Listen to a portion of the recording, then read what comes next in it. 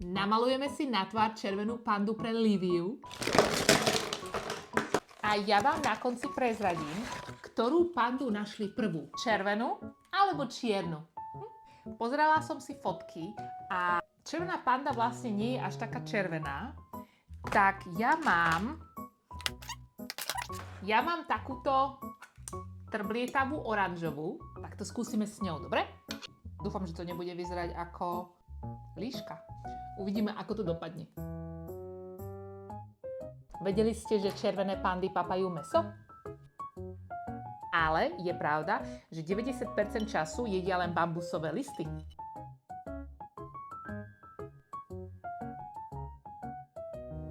Keďže oranžová farba je veľmi sytá, tá biela splýva s tou oranžovou. Počkáme, kým vyschne. Potom znovu. Chápete?